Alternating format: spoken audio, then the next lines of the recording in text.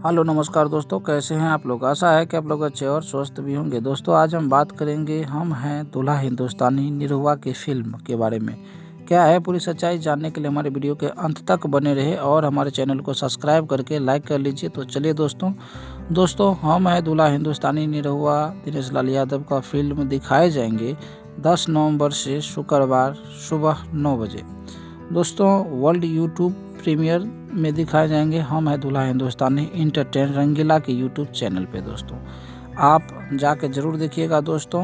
और दोस्तों मैं उस चैनल का लिंक डिस्क्रिप्शन में दे देता हूं, आप वहां जाके आप देख सकते हैं। दोस्तों आज का यह छोटा सा वीडियो आपको कैसा लगा कमेंट में बताइएगा। दोस्तों फिर से सुन लीजिए, सुपरस्टार दिनेश लाल यादव निरहुआ, अमरपालिका दुबे जी है और मधु शर्मा जी के साथ हम हैं दूल्हा हिंदुस्तानी मूवी 10 नवंबर यानी कल शुक्रवार सुबह 9 बजे से दिखाए जाएंगे इंटरटेन रंगीला के यूट्यूब चैनल पे। दोस्तों कैसा लगा हमारा वीडियो कमेंट में बताइएगा। हमारे वीडियो को देखने के लिए दिल से धन्यवाद। जय हिंद दोस्तों, नमस्कार।